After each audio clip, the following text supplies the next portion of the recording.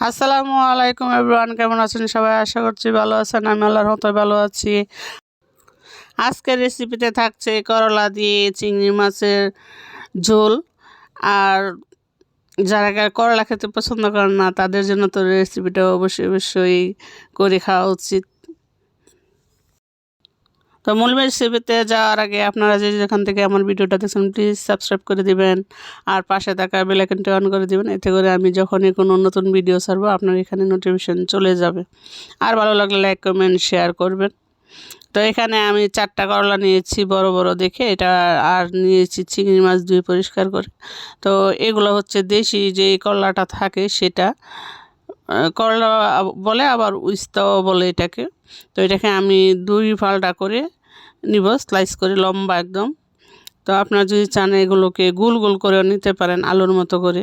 তো আমি এগুলোকে আস্তা 2 পাশ ফেরে শুধু নিব। আর আমি বিচিগুলো কিন্তু ফেলে দিব না, বিচিগুলো অবশ্যই সাথে রাখবো। বিচিটা খেতে ভালো লাগে আমার কাছে। তো এখন আমি এগুলোকে ফেরে নিচ্ছি। আর অবশ্যই কিন্তু আপনারা লাইক কমেন্ট শেয়ার করবেন, এমনিতেই ভিডিও খুব একটা দেওয়া হয় না। এখন আমার করলা ফাড়া শেষ। তো এখন আমি একটা বাটিতে নিয়ে নিচ্ছি। এগুলোকে সামান্য একটু লবণ আর সামান্য একটু হলুদ দিয়ে আমি মাখিয়ে নেব, এই জন্য বাটিতে নিয়েছি। তো আমি হাফ চামচেরও কম আমি এখানে লবণ দিয়ে দিচ্ছি, আর আমি সামান্য একটু হলুদ দিয়ে দিচ্ছি সাথে, আর একটু মরিচের গুঁড়ি। এগুলো দিয়ে করলাগুলোকে ভালো করে মেখে নিচ্ছি। যেভাবে মাছ নুন হলুদ দিয়ে মাখানো হয় ঠিক সেভাবে আমি মেখে নিচ্ছি। আমার মাখানো প্রায় শেষ। করলাগুলো শুকনো, তার জন্য মরিচ হলুদটা একটু মিশতে চায় না, এজন্য হাত দিয়ে একটু ভালো করে ঘষে ঘষে মিশিয়ে নিয়েছি। তো আমার সবগুলোই প্রায় মাখানো হয়ে গেছে দেখতে পাচ্ছেন। এখন আমি চলে যাব এগুলোকে রেখে, আর চিংড়ি মাছগুলোকে আমি আলাদা পরে নুন হলুদ দিয়ে মেখে নিব। তো আমি চুলায় চলে আসলাম। এখন আমি ফ্রাই প্যানের মধ্যে পরিমাণ অনুযায়ী তেল দিয়ে দিয়েছি। তো তেলটা গরম হয়েছে কিনা দেখার জন্য একটু সামান্য একটু লবণ দিয়ে করলাগুলোকে আস্তে আস্তে মাছের মতো করে ছেড়ে দিচ্ছি। তো দেখতে পাচ্ছেন করলাগুলো দিয়ে দিলাম। এখন উল্টিয়ে পাল্টিয়ে ভেজে নিব এগুলোকে। একদম করকরা করে ভাজা হবে না, জাস্ট 2 পাশের উল্টিয়ে পাল্টিয়ে মিডিয়ামের মতো করে একটা ভাজা করে নিতে হবে। আর এখন ভাজা হয়ে গেছে, আমি সবগুলোকে তুলে নিচ্ছি। তোলা হয়ে গেলে আমি এই তেলের মধ্যে যে চিংড়ি মাছগুলো ছিল সেই চিংড়ি মাছগুলোকে ছেড়ে দিব। এখন চিংড়ি মাছগুলোকে আমি সামান্য একটু উল্টিয়ে পাল্টিয়ে ভেজে নিচ্ছি। আপনার চাইলে চিংড়ি মাছ না ভেজেও দিতে পারেন। তো আমার কাছে ভেজে দিলে একটু মশমশা টাইপের হয়। আমার মেয়ে চিংড়ি মাছ ছিলে দিলে খেতে চায় না, এইভাবে ভেজে দিলে তার কাছে খুব ভালো লাগে। তো এই জন্য আমি চিংড়ি মাছগুলোকে ভেজে নিচ্ছি। তো চিংড়ি মাছগুলো প্রায় ভাজা হয়ে গেছে। এখন আমি চিংড়ি মাছগুলো তুলে নিব, আর পাশে আমি যে পেঁয়াজগুলো কুচি করে রেখে দিয়েছি সেগুলোকে দিয়ে দিচ্ছি সাথে। তো পেঁয়াজটা একটু নেড়ে চেড়ে হালকা বাদামি কালার করে নিব, বেশি না, একদম হালকা হালকা হলেই হবে। তো এখন একটু পানি দিয়ে দিচ্ছি। এখন আমি সামান্য পরিমাণ রসুন অ্যাড করে দিয়েছি, আর দিয়েছি হাফ চামচ এরকম জিরে বাটা। জিরে বাটাটা চিংড়ি মাছে এমনিতেই দেওয়া যায়। এখন দিয়ে দিচ্ছি হাফ চামচ হলুদ গুঁড়ি, আর দিয়ে দিব স্বাদ অনুযায়ী লবণ। তো লবণটা দেওয়া হয়ে গেলে এখন আমি দিয়ে দেবো 1 চামচের মতো মরিচের গুঁড়ি, আর দিয়ে দিচ্ছি হাফ চামচের মতো ধনিয়া গুঁড়ি। আর সামান্য একটু পানি দিয়ে মশলাটাকে ভালো করে একটু কষিয়ে নিচ্ছি।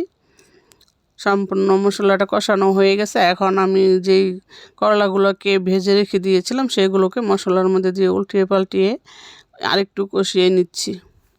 এখন যে চিংড়ি মাছগুলো ভেজে রেখে দিয়েছিলাম সেই চিংড়ি মাছগুলোকে এটার সাথে দিয়ে ভালো করে উল্টিয়ে পাল্টিয়ে ভেজে সামান্য পানি দিয়েছি। সামান্য বলতে বেশ অনেকটাই দিয়েছি, আমি প্রায় 1 মগের মতো পানি দিয়েছি, যেহেতু এটা ঝোল টাইপের একটু রান্না হবে সেই জন্য। ঢাকনা দিয়ে 5 মিনিট রান্না করেছি। করলা যেহেতু আগেই ভাজা আছে, তো সেই জন্য তাড়াতাড়ি সিদ্ধ হয়ে যায়, আর চিংড়ি মাছ তো এমনিতেই তাড়াতাড়ি হয়ে যায়। তো এটাতে বেশি আর কোনো কিছু অ্যাড করব না, শুধু আমি ধনেপাতা দিয়ে দিচ্ছি, দেখতে পাচ্ছেন। ধনেপাতাটা দিয়ে আমি আরও 2-3 মিনিট ঢাকনা দিয়ে রেখে দিয়েছি। তরকারিতে যে ঝোলটুকু আছে সেটা চুলার গরমে আরও শুকিয়ে যাবে। তো এখন আমি চুলাটাকে বন্ধ করে দিব। তো দেখতে পাচ্ছেন রেসিপি কিন্তু প্রায় শেষ।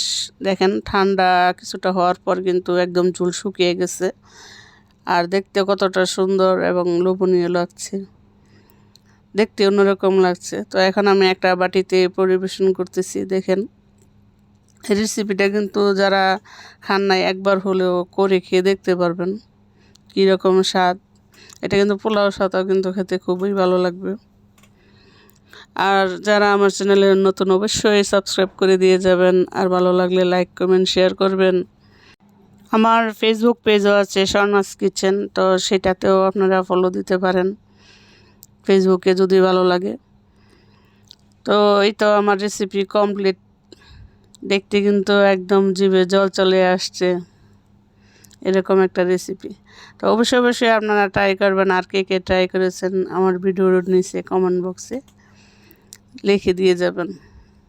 আর যদি আপনারা তার আগে করে খেয়ে থাকেন অবশ্যই তাও বলবেন। তো আজকের বিদায়, সে পর্যন্ত ভালো থাকবেন, সুস্থ থাকবেন। দেখা হবে পরবর্তী অন্য কোনো নতুন ভিডিওতে। আল্লাহ হাফেজ।